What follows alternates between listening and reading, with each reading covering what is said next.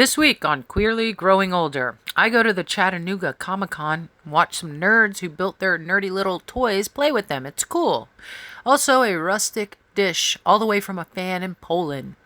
I do my prep, and these raspberries were not very good. I promise you, those are not penises, it's salmon. And for our educational portion, 5 indicators of emotional incest and 5 ways to cope with that emotional incest. But first... Alright, well, I only spent about an hour. But it was fun. I enjoyed the costumes most of all. The costumes were extraordinary. Some of them, like Krampus and shit. Whoa. I like that. I enjoy when people go all out like that and indulge in their passion. And if you have never been, they want you to film them. You know what I mean? Like, at first I was like asking permission on the outside of the building, and people were just looking at me. I'm like, they want you to film them. That's why they do it. Once I relaxed about that, then people were enjoying me capturing footage of them, you know? So that aspect of it was really fun. The costumes were good. And hopefully, like, when it comes next year, or I'll even go to the Atlanta one, the big one. I just want to know more. I'll do more investigation for panels and stuff, because if there's a panel that I'm interested, I would love to go sit in one of those, you know? I've seen them on TikTok enough. Okay, now this is by far my favorite part of the whole convention. They held a contest with the county schools for elementary, middle school, and high school artists. Create a comic or draw a comic scene. Look at the talent. This is high school. But look at the talent, the detail. It is extraordinary what these kids did. It was really fantastic. This dragon over here is unreal. The detail, the time it took for this kid to do this is extraordinary. Well done. Also, I love this little Pride and Prejudice picture too. This is very cute. Now, when we go on over to the other side, this is elementary kids. Look at this. I wanted this in my house. This is Mr. Recycle. There's some more of these elementary kids. Now look at this. Here comes one of my other favorite ones too, is this like little blonde-headed girl. Wow. I mean, the eyes, the innocence, like you are capturing emotion there. Really well done. Plus, you got to vote for whichever kid you thought was best. But anyways, I paid $3 for parking, so I'm happy about that. That's why I'm walking. That's why I'm sweating my ass off. And I'm almost to my truck. I'm going to turn some air on and we're going to go get something to eat because I'm fucking starving as well. But I'm glad I did it, because this morning when I got up, I was doing that thing, you know, where you're like, I have to get dressed. I have to drive my car. I have to go look at people. You know what I mean? And I was like, get up and go. You bought the tickets, you need to get outside. So I did, and I'm glad I did, because I feel good.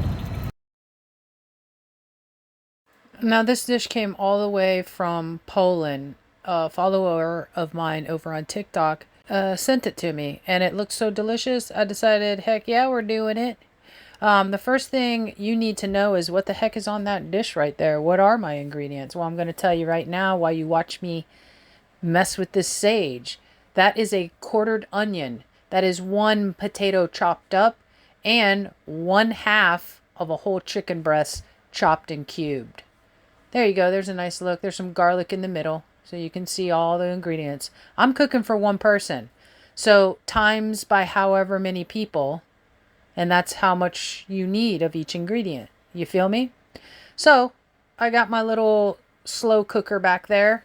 Picked it up at Aldi. I'm going to put some oil in that, and we're going to get going.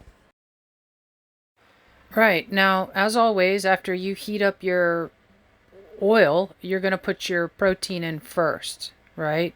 Because you want to brown the protein. The reason why we're browning our protein is to seal in the flavor so that all the juices don't pour out of it. Okay, so for a single person, I would actually recommend 2 whole onions, not 1. I wanted more onions in this than I got. The second thing that I would recommend, because this is onion heavy, to chop off the eyes. because you need those individual pieces to kind of flake off. You know, you need the individual petals of the onion. So when you quarter that onion, also cut each end off so you can easily, you see I'm having trouble here because I didn't do that. Now you want to fry these onion petals up individually. They need to be wilted with a little bit of caramelization. Not too much caramelization, but definitely some caramelization, needs to happen. The end result should look a little like this, especially the pan. You want that pan brown. Now, my timing was crazy because I was filming and I had a little bit of an emergency and I had to act quick or I was going to burn it. So I tossed in my cream, which is 2 cups of cream. And then I also put 2 cups of chicken broth. I would change that to 1 cup. My sauce was a bit too watery, so I would do 1 cup. Anyways, I'll have the recipe and you follow the directions of the recipe. I'm trying to do this for one person, so that's why I'm kind of going rogue here. You're deglazing the pan because that's where all the good flavors are in that brown goodness you saw in the bottom of my pan. That is the sauce. So I put my cream in. I stir to get all that stuff off the bottom, right? The deglazing. Then I put in my chicken broth for extra depth, extra flavor. Then you're going to add all of the ingredients back into it. And you're going to let that simmer for about 20 to 30 minutes. Now, I didn't put the potatoes in. What I did is I boiled the potatoes separately and kind of put this chicken sauce over the top of the potato, because I didn't want it to be too starchy, and I also wanted to try it on rice and pasta. I think this is a very versatile recipe, and I am definitely going to be eating this throughout the fall and winter. This is a very homey, beautiful recipe. Thank you so much to my friend Marky from Mars. All right. Now, this recipe comes all the way from Poland, if I didn't mention it already. My online friend Marky from Mars, sent this to me. And when I read it, immediately, yes. So here we go. I'm going to give her a try. When I was cooking this recipe, I couldn't decide between rice or potato. But when I could picture the smells and stuff, I thought this is definitely a potato dish. I hope I was right. I'll try it over rice too. Doesn't matter. Okay.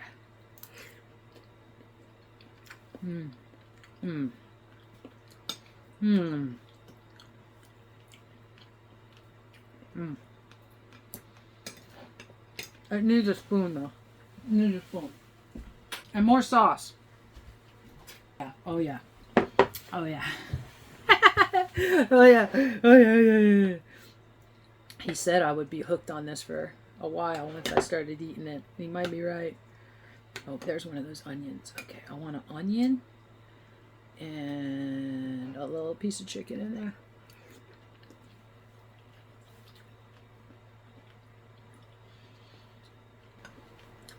It's so homey. It is so incredibly comfort and love and warmth and yumminess. I love this dish so much. Hi, welcome. I'm so glad you're here. Thank you so much for... I never know how to start these things. I just don't. Hi. Thank you for showing up again. I have been wondering if I'm going to do this every 2 weeks instead of every week. I have enough content and material to do a weekly thing. It's just, I don't have enough energy, I don't think. And maybe I need to practice what I preach with a little self-care. So I might be switching to a every 2 week thing. We're working on it. I want this to be a community where we talk about really uncomfortable things. And I'm going to go first. Don't worry. I'm never going to ask you to be like, hi, my name is, and my favorite hobbies are. No, we don't do that here. I want to talk about things that are uncomfortable so that we all can get over them. So that we all know that weird shit happens to us. This is not my fault. The things that happened to me were not my fault. They just happened. So this week we're going to talk about we're going to continue to talk about emotional incest, which is a really uncomfortable subject. And I want to continue to use the word incest because that's gross. And that's exactly how it feels to have two people, my parents, inside of my brain constantly, where I have to consciously push them away, push their ideas and their thoughts away from me. It's creepy. And I want it to remain creepy. So that helps reinforce the work that I'm doing for myself. I don't know if that makes sense, but it makes sense to me. Well, the other part of this is I didn't find out about emotional incest until like a month ago. And once I found out, you know, like a good neurospicy, I hyper-focus on the thing. And we're going to continue our education. So emotional incest, what is that? First of all, we should define it. Emotional incest is a form of boundary violation where one parent, or in my case, both parents, looks to their child to meet emotional needs that would typically be fulfilled by a partner, a therapist, or a friend. The child becomes emotionally enmeshed with the parent, often feeling like they are parenting the parent, leading to confusion and lasting effects on their own sense of self. I can personally tell you that I didn't eat peanut butter for close to 40 years because my mother hated peanut butter. I love peanut butter. I'd be eating a peanut butter and jelly sandwich right now if it weren't for the carbs. I gotta keep my girlish figure. So now that we've defined what is emotional incest, then we need to look at indicators. How do we know? Number one, parentification. The child feels overly responsible for their parents' emotions. During the time that my brother was a teenager, there's a lot of disruption and my parents were considering divorcing each other. I remember counseling my father about it. He was ready to divorce her. I should have told him to do it. And I didn't because I was a kid and this was the only family I knew and I wanted my family to stay together. This is the people pleasing. This is the grooming for the people pleasing. It's where we get it. 2, invasion of privacy. The parent is overly involved in the child's private life and often shares adult problems. This can blur the lines between parent and child. 3, guilt and obligation. This is one of my personal favorites. I'm well versed in guilt and obligation, which then equals resentment. The trifecta. Child feels they must prioritize the feelings of their parent above their own. 4, exclusion of others. Now we talked about this a little bit in number 2. The parent may isolate the child from forming close relationships outside of the family. 5, fear of rejection and disapproval. This is a big. This is exactly what keeps me from doing the things that I want to do. Fear of rejection and disapproval, 100%. And I will say this here, I will never say it over on TikTok, but there is a mother-son duo on TikTok right now. One is masking and the other is non-masking autism. That relationship is a perfect prime example of emotional incest. That mother is trying to raise a husband, not a son. Mitigation. How can we help ourselves? How can I help myself mitigate the cult, mitigate these feelings of obligation, of guilt, of less than?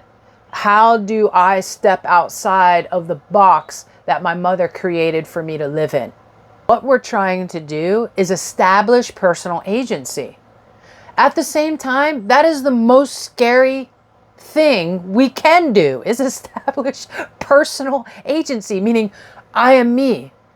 I make my own decisions, right? It's what we desire and are pushing for and are scared shitless of all at the same time. Number 1 in personal agency is setting boundaries. You need to identify specific boundaries too. I found this very difficult. I still find it very difficult. And it has gotten better with time as I've gotten to know myself, gotten to know my true dislikes and my true likes. The boundaries kind of have revealed themselves to me. Seek outside perspectives. I look for other people's outside perspectives all the time because I know that I am paranoid and I am sometimes overly sensitive to manipulation. Number 3, practice self-compassion. It's hard at first. When I'm overwhelmed, I will literally step out of my body and become a parent to myself. I comfort, I challenge, I praise, I uplift, I show compassion. Compassion has been monumental in my journey. Or develop an emotional check-in. How do I feel right now? Like right now, I'll tell you exactly how I feel. I feel very anxious because I have been trying to film this for 2 weeks. I've been procrastinating. I'm in a freeze mode because of some emotional bullshit that I got involved in last week. I'm still recovering from it. Emotional check-in. 5, challenge the emotion. Whenever feelings of guilt arise, stop and question those feelings. Is it a boundary that you've set, or is it a personal choice that a parent might disapprove of? Using this practice, with time, you'll be able to separate real feelings of guilt and guilty feelings that are actually rooted in enmeshment. By identifying the signs of enmeshment and implementing these self-care strategies, you can start to form healthier relationships with yourself and cultivate authentic connections that honor your individuality. It's about redefining boundaries, nurturing yourself, and learning that your thoughts and emotions are valid in their own right. I want to say again, thank you for your support, and I hope to see you next week. It might be 2 weeks though. We talked about this.